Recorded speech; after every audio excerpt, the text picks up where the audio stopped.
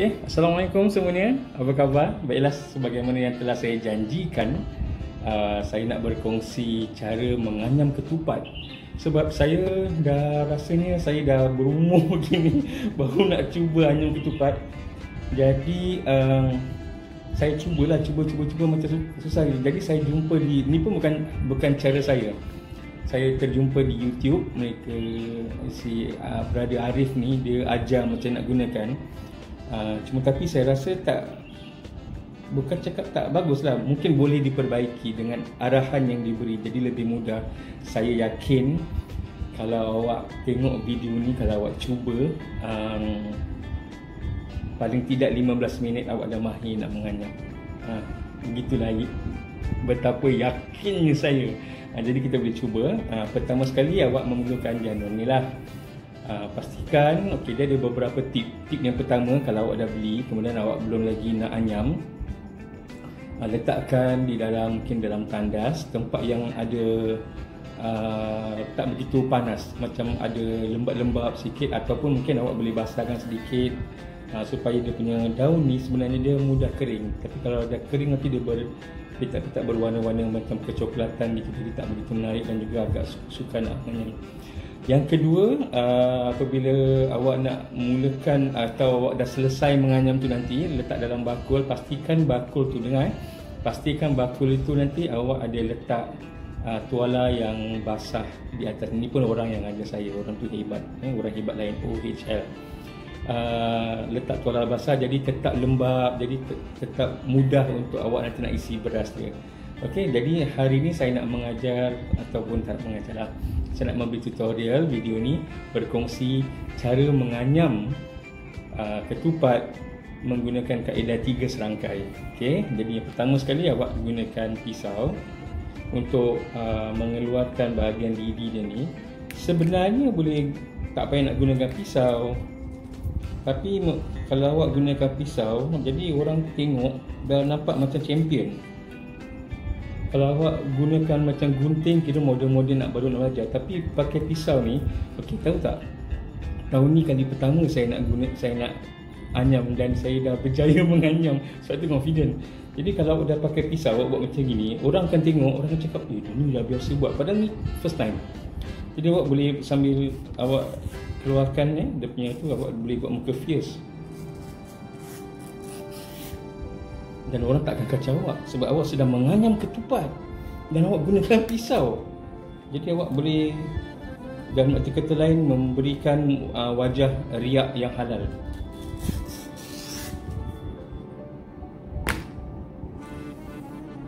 Beginilah dia. Okey.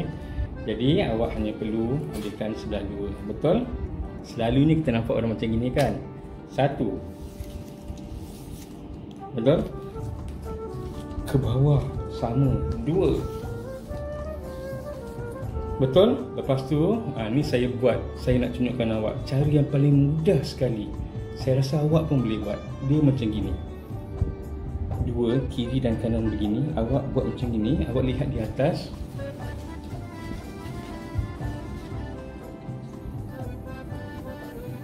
Dah siap. Tak. Saya gurau je. Ini sampel. Okey. Baiklah. Serius. Saya telah berjaya mencuri 4 minit 7 saat daripada kehidupan awak. Dia macam gini sebenarnya. Okey, saya cut jadi awak dapat lihat dari belakang, mungkin lebih mudah. Sebab nanti awak nak lihat bukan mirror image. Awak nak anyam, awak kena lihat cara dia. Jadi saya akan pusingkan kamera ni. Okey, terima kasih kerana masih bersama. Ini merupakan kaedah 3 serangkai. Kaedah 3 serangkai ni kira-kira kita gunakan macam gini. Yang kiri di bawah, yang kanan di atas. Apapun kanan mesti di atas. Okey, kanan di atas, kiri di bawah, dan kita buat dia macam gini. Yang di atas dia panjang sedikit, yang di bawahnya mungkin 2/3. Macam ni lah, macam crossroad gitu kan. Izinkan saya kadang-kadang bahasa Inggeris sebab apa yang saya inginkan ialah harapan saya supaya seni menganyam ni sebenarnya dia seni yang sangat indah. Masyarakat Melayu, dia orang boleh buat macam-macam dari seni menganyam ni. Jadi bukan hanya untuk orang dewasa saja, warga senja, budak-budak muda pun boleh. Jadi dah macam gini kan. Kita pegang macam gini. Pertama sekali, okey, mengenai ketupat ni dia main selang-seli. Yang pertama kita jalan di, saya buat gini, kita jalan di belakang. Kita buat macam ni. Dah. Tu je. Okey, satu. Saya dia agak besar gitu. Dan dia selang-seli. Ingat, kalau satu dah lalu belakang, yang nombor 2 tak perlu. Nombor 2 lalu depan yang ni. Okey, yang ni kita namakan dia reference point. Senang Okey, satu belakang reference point, nombor 2 depan reference point. Dan ini memang susah lah sikit, tapi tak semestinya cantik-cantik sangat pun. Jadi ada 3 loop kat situ. Dan kalau satu dah dalam belakang, 2 di depan, yang ketiga pastinya lalu belakang juga. Inilah dia 3 serangkai yang saya masukkan.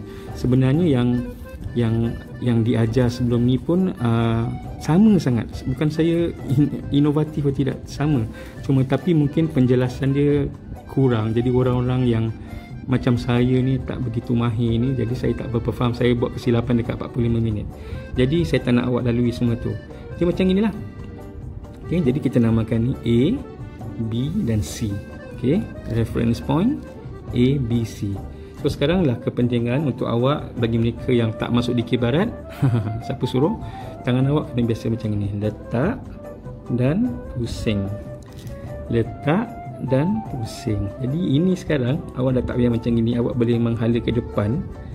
Yang keluar belakang ni, okay, yang ni yang pendek ni dah tak nak peduli lagi. Dia penting tapi bukan sekarang.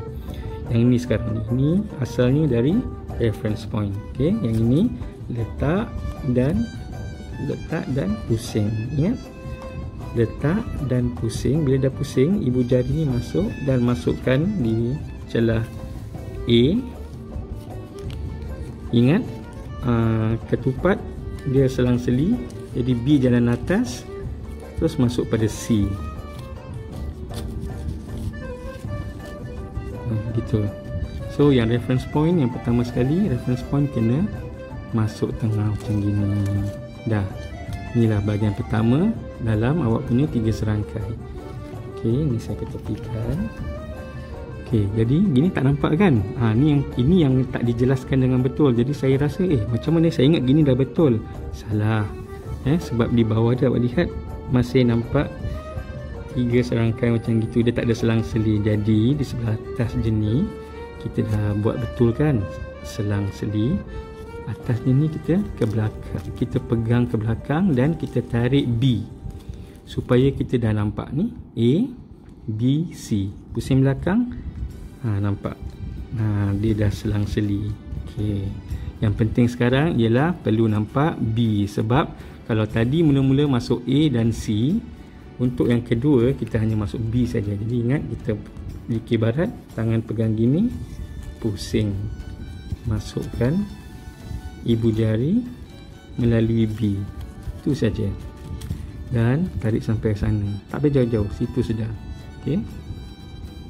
So nanti nampak macam gini. Ni dah nampak bentuk dia. Mesti ada yang di rumah tu macam macam boleh macam senang. Sebenarnya senang. Yang kita lihat di belakang, nampak tak bentuk dia pun dah nampak. Okey, baik, alhamdulillah. Cuma sekarang kita untuk 3 serangkai tu kita nampak B saja. Mana A dengan C? Kenalah tarik sikit. Jangan ganas-ganas, jangan brutal-brutal. Tarik sedikit. Jadi kita nampak, itu dia, A, B dan C. Masih nampak lagi 3 serangkai ni.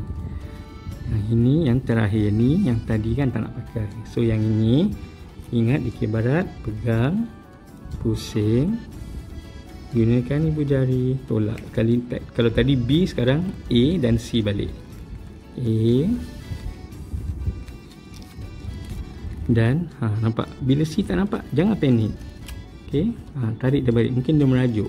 Mungkin semalam buka dia tak makan cukup. Jadi kita masukkan sini. Reference point, kalau mula-mula masuk, yang nombor 3 ni pun masuk. Settle the kettle. Okey, dah nampak macam ini. Inilah. Tengok di belakang. Bila belakang nampak macam ini, okey. Lepas ni tinggal 4 aja lagi. 4 saja perkara yang perlu dilakukan. Okey, sekarang ni kalau kita keluarkan jari kita pelan-pelan dari sini, rasanya dia akan bertahan. Okey, jadilah bentuk macam ini. Jadi reference point tu, ingat reference point ni kita menghala ke telapak tangan kiri kita. So kalau gini susah nak grip kan. Jadi kita dekatkan sikit, kita pegang gini. Dan kita akan nampak 3 lagi yang berkeliaran tanpa arah. Satu yang ni, yang panjang ni. Nombor 2 yang macam reference point tapi di arah sana. Nombor 3 yang di atas ni. Okey, jadi kita tunggu dulu. Kita settlekan yang di bawah ni dulu. Kalau di bawah ni dia jalan atas, so yang berikutnya dia perlu jalan bawah. Bila jalan bawah tu kita tariklah yang ni. Tarik sedikit dan pastikan dia jalan bawah.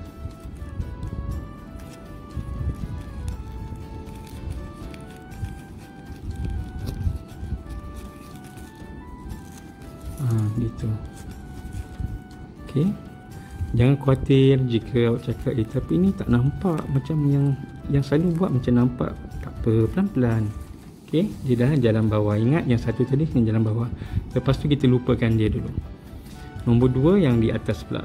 Tadi reference point kita kat sini kan. Kita naikkan, tengok reference point kita. Reference point kita nampak macam gini. Okey, jadi yang satu ni dia akan jalan atas kan. Tu nampak tak, dia jalan atas daun ni. The next one is dia jalan dalam. Kalau satu jalan atas, satu jalan dalam. Dah. Cuma yang ni kadang-kadang buat kita risau. Nampak tak, dia jadi macam gini. Jangan risau. Ni untuk kita boleh ketatkan nanti. Nanti. Sekarang yang paling penting yang ketiga. Yang ketiga ialah yang besar ni. Si besar ni kadang-kadang kesilapan. Bila dekat video yang saya belajar tu dia cakap terus masuk. Tu saya selalu buat macam gini. Lepas tu nanti jadi salah. Ini yang sebenarnya perlu dilakukan. Okay, ini penting Ingat tadi yang satu ni tu kita kena jalan atas dia. Nampak? Dia macam ini kan, mungkin kan mengganggu umat Islam sedunia. Jadi kita taruh dekat atas dia. Bila kita letak atas dia, maknanya kalau yang kali pertama dia jalan atas, that means yang ni dia kena jalan dalam. Lepas tu dia kena keluar atas. Lepas tu, lepas atas nak kena luar bawah. Kita selalu tengok, mana? Ada, nampak tak? Sebenarnya dia terselindung kat sini. So yang ni kita tarik sikit. Makanya dia jalan dalam. Jadilah bentuk macam gini. Belum habis lagi, tinggal lagi sikit. Okay. So bila macam gini, macam mana? Dia nak pergi. Okay, yang kedua-dua ni dah menuju ke arah menjadi ekor dia. Yang ini menjadi kepalanya, reference point ni. Jadi ini nak kena pergi sana. Okay, awak lihat dulu. Macam gini. Kadang-kadang masalahnya yang ini dia macam gini. Jadi kita tak nampak. Kita main masuk. Pastikan dia ke tepi. Jadi ke tepi, nampak tak? Jadi awak tengok di atas hanya ruang kosong untuk pakcik ni. Pakcik ni nak balik. Sebab dia dah penat sembahyang tarawih, dia nak balik rumah. So tariklah yang ni. Sebab apa? Dia jalan atas, ini jalan bawah. Begitu. Lepas tu awak akan cakap, tapi dia pendek sangat. Kenapa bila saya buat dia pendek sangat? Sebab ni belum ketat. Tapi awak lihat dulu. Semua berselang-seli, berselang-seli. Jadilah ketupat. Kan seronok kan? Seronok sih. Okey, bagaimana kita nak memperbaiki? Sebenarnya agak mudah. Okey, pertama sekali mungkin kita boleh lihat yang ini yang selalunya akan menjadi longgar. Jadi kita tarik dia dekat sebelah sini. Betul-betul belakang reference point ni kita tarik. Ingat benda ni awak, saya pernah sekali saya gairah, saya tarik tu dia terputus. Maknanya kalau dah terputus, dia punya kepanjangan dia dah lari, so dia dah tak boleh buat apa-apa. So awak tarik sikit. Lepas tu awak tarik lagi. Terus awak tarik lagi.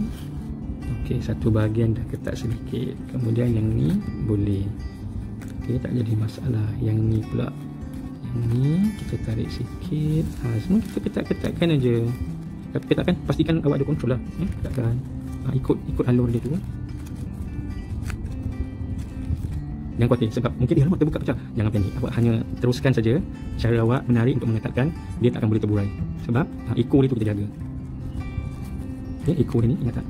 Okey, kita tarik. Sabar. Sebab tadi nampak kan dia kalau nak terburai ekor dia, kepala dia akan dapat kita jaga. Tu kita tarik. Tu dah makin panjang. Kemudian tak apa nampak. Ni dia bagus. Alamak, dah tak betul.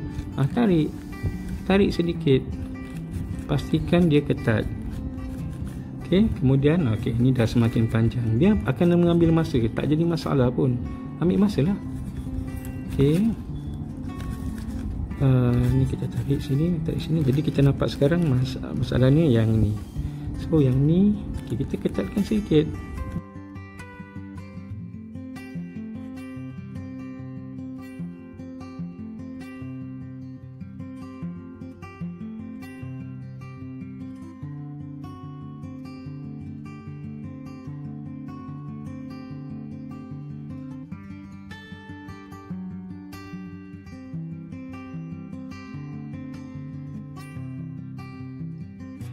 Jika ekor dia yang mengetatkan, nampak? Maka jadilah ketupat awak. Tada! Pegang sini, tarik, pegang sini, tarik. Ketatkan sikit. Lepas tu seperti biasa, ekor dia tu jaga. Ekor dia jaga. Jadi awak lihat sini semua berselang-seli. Okey, yang ini seperti biasa nanti awak cakap nak ketatkan, jangan ketatkan dulu. Okey, saya kalau awak nak berhenti sekarang, tak nak tonton lagi boleh, tapi kalau awak nak tahu lagi caranya, inilah tempat awak nak mengisi beras tu nanti. So bila konon-konon semua dah siap awak berpuas hati tak? Saya first time buat, jadi saya tengok ni pada saya dah tersengih gila, saya dah berpuas hati sangat. Mungkin orang-orang yang lebih mahir di luar tu akan cakap lah, patut tak buat gini, patut tak buat gitu. Saya first time, jadi saya dah bersyukur sangat. Okey, jadi yang gini sebenarnya nanti kita akan tarik macam gini. Ingat reference point dia. Nanti kita tarik gini. Dan yang ini kita akan buka di belakang. Ini masalahnya kalau daun tu kering. Nanti dekat sini nanti dia boleh mereka, dia boleh pecah, jadi awak sakit hati. So kita akan masukkan beras tu dekat sini.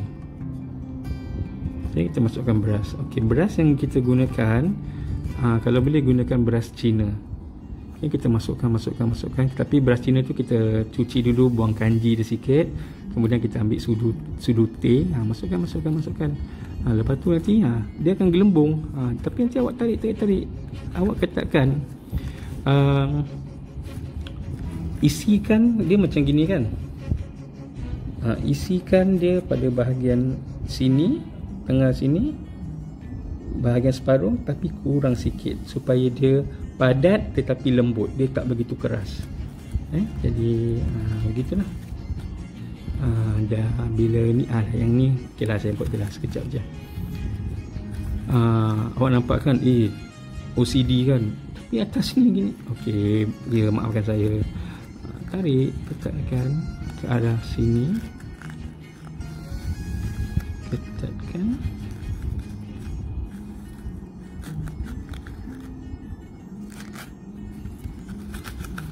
Dah. Okey, semula cantik.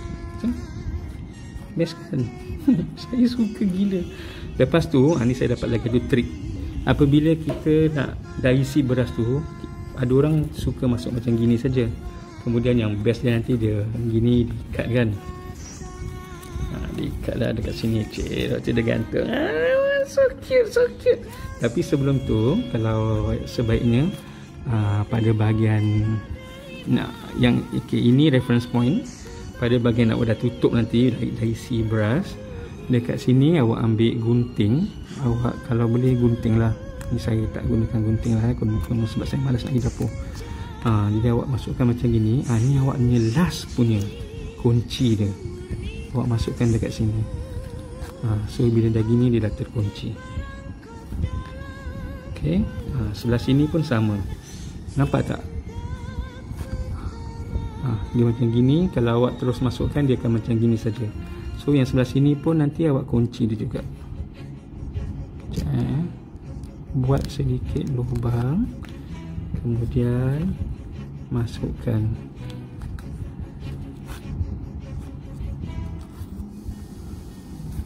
ni dah terkunci lah ni. Maknanya awak tinggal nak rebus selama mungkin 4 hingga 6 jam bergantung pada suhu. Kemudian awak dah boleh makan ketupat lah. Okey, saya harap perkongsian tu dapat memberi manfaat kepada masyarakat, pada awak yang cuba nak menganyam ketupat. Sebab saya dari dulu saya gunakan kaedah yang tiga kiri 3 kanan. Tangan saya ni besar, kemudian yang ujung-ujung daun janur tu ujung dia halus. Jadi bila kadang saya susah sangat, saya memang give up. Jadi dengan cara ni saya dapat menganyam kurang lebih 40-50 biji dalam masa satu hari tu, termasuk yang rosak sebab daun ni kering. Jadi agak mudah. Ingat tu saja, 3 serangkai ABC, kemudian B, kemudian ABC masukkan. Lepas tu bawah tu tarik, yang last one tu kena overlap baru masuk, ikat, jadilah ketupat. Tada. Jadi awak bolehlah buat macam gini. Pasal selalu nampak orang buat, saya geram. Jadi bila saya dapat buat, saya macam gembira gitu kan. Jadilah, lepas tu pergilah rumah orang, cakap, ambillah ketupat ni. Wah, beli kat mana Kelongsong? Hello, beli cup to the hand. Riak. Tapi ingat, kalau nak riak, pastikan bukan di tempat yang terbuka, takut kena peti. Okey, selamat mencuba dan selamat Hari Raya. Assalamualaikum.